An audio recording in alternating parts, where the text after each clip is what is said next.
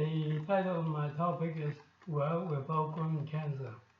Now let's go into the details.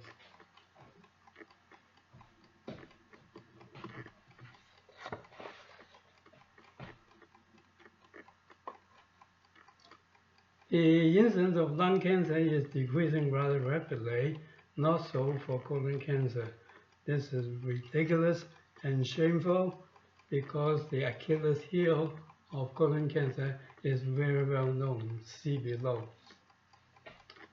Currently, only two procedures are used to detect the precursors of colon cancer. These are colonoscopy and double contrast adenoma. However, I found 19 procedures have been used. Colon cancer develops almost exclusively in high-risk polyps. High-risk polyps are adenoma of 1 centimeter or larger.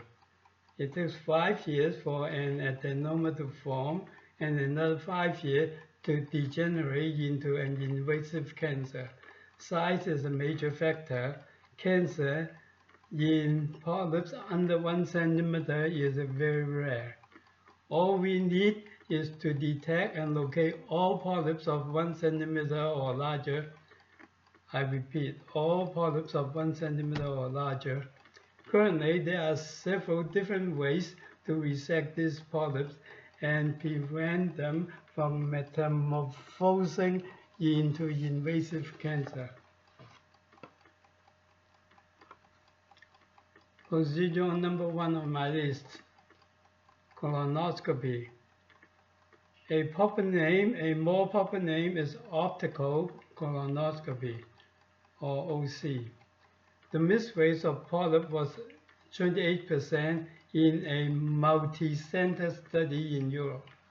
In another study, N. Baxter et al., combining data from Germany, US, and Canada, reported the relative risk for left-sided tumor after negative colonoscopy was less than 0.2, whereas the relative proximal cancer risk ranged from 0.40 to 0.67. In other words, the miss rate of high-risk polyps and cancer is less than 20% in the left side of the colon and 40 to 60% in the right side of the colon. No double-blind study has been done for OC. There is a non-invasive substitute. It involves comparing the detection rate of polyp and cancer with the incidence of polyps and cancer in the corresponding population. This is also not done for OC. Hence, the efficacy of OC is unknown. In addition, OC is associated with an iatrogenic death rate of 1 per 1,000. Labeling OC the gold standard is totally groundless and deceptive. Only for investigation of inflammatory bowel disease, the gold standard label is appropriate. Procedure number 2, warm water colonoscopy. The miss rate is higher than ordinary OC. Now these three, the miss rate is a little bit lower than ordinary OC. Balloon-assisted colonoscopy, cap-assisted colonoscopy, and video colonoscopy. Procedure number 6, third eye colonoscopy. The miss rate is about 3% lower than video OC. The manufacturers and the colonoscopy talk about this as if it's the magic wand. However, if you recall the miss rate of the multi-center study in Europe, one could realize that the miss rate is nowhere close to 0%. Procedure number 7, wide-angle colonoscopy, is virtually the same as procedure number 6. Procedure number 8, tandem colonoscopy. Immediately after an OC was done on a patient. A more experienced colonoscopist repeats the examination on the same patient at the same sitting to judge the result of that examination. In some cases, the first colonoscopist misses all of the polyps and cancer. The judge also misses all polyps and cancer, so he or she had no choice except to declare the miss rate of the earlier examination is 0%. This provides convincing proof that OC does not reflect reality. I repeat, OC does not reflect reality. Procedure number 9, sigmoidoscopy. It's a mini colonoscopy. It's for the rectum and part of the left side of the colon. The miss rate is rather low. Proctoscopy, the miss rate is virtually 0%. Is excellent for detection and resections of polyps. Procedure number 11, capsule endoscopy. A capsule with a small camera inside is swallowed. It may take up to 10 hours to complete the examination. The miss rate is 10 to 12%. Procedure number 12. Coloscopy of Dedish and Hurst. The miss rate is very low. It's somewhat invasive. It can be used after a failed resection by OC.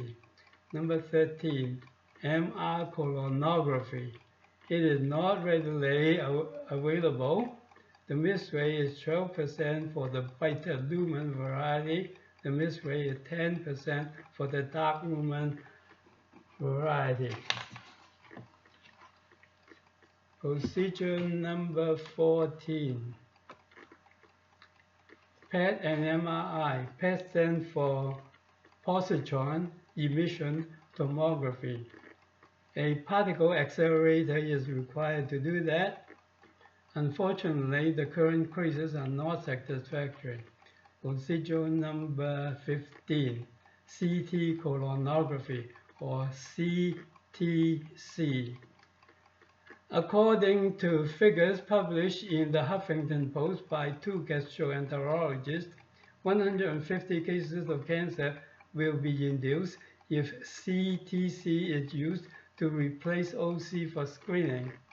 Using the figures, it can be calculated that the cancer induction rate of CTC is 0.25 per 1,000 examinations. In view of the iatrogenic death rate of OC is 1 per 1,000, one can see that the radiation of any X-ray colon examination is only of minor significance.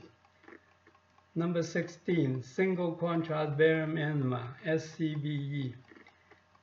A suspension of barium sulfate powder in water is drip infused into the colon. To make things simple, only the word barium is used. X-rays are taken.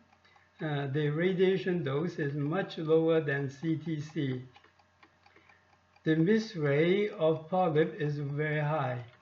Paradoxically, the miss rate of colon polyp is very low.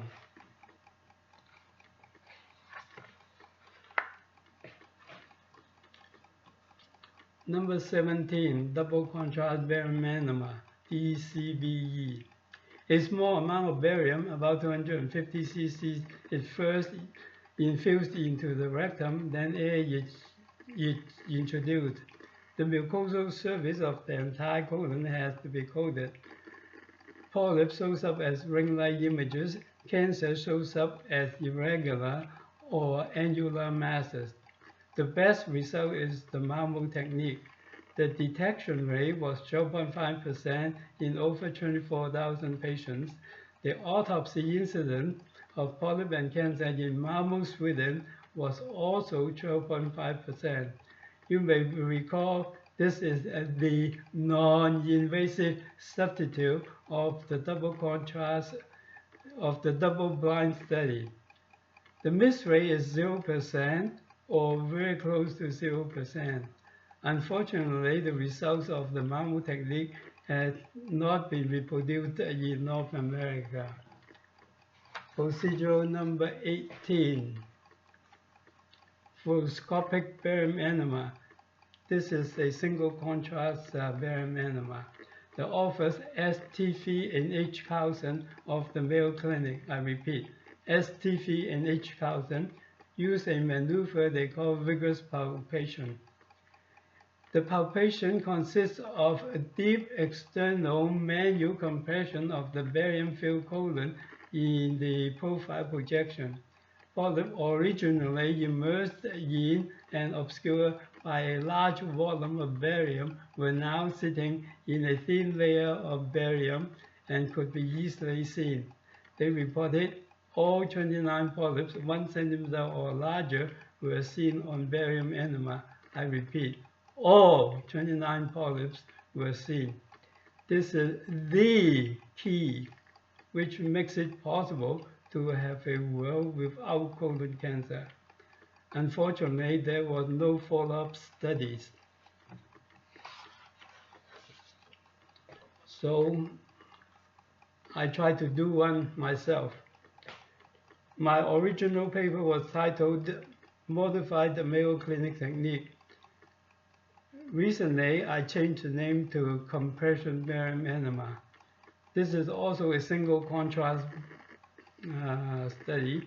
I use a pneumatic radiology compression pedal instead of manual compression. The bladder of the pedal was inflated with room air to form a cone. Using the cone, and I apply inch by inch deep compression to the length of the barium-filled colon in the profile projection, just as in the T.V. Carlson study. I also compare the sigmoid and the cecum. When a polyp or a cancer was seen, a 1 centimeter metal bar was placed at or near the apex of the cone. An image of the lesion along with the metal bar was obtained. Incidentally, in my study, I noticed two hairpin turns were in the sigmoid colon in 14% of the 142 patients.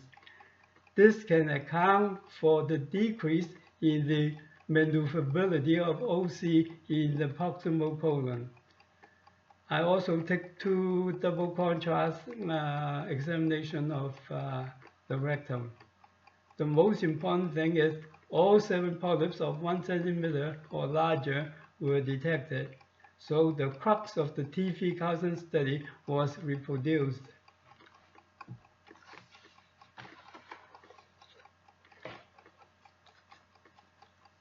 Suggestion: I suggest each viewer of this video look into the listed procedure one by one, get help from reputable websites if necessary, decide on which one is most likely to be helpful for your loved one to evade the scourge of colon cancer. Keep in mind that persistent use of OC for screening colon polyp will never attain complete prevention of colon cancer. By the way, any hospital they are equipped to do OC is also equipped to do double contrast barium enema. Hence, single contrast is also readily available. Adding inch by inch deep compression will make a VT Carlson examination or a compression barium enema. The end.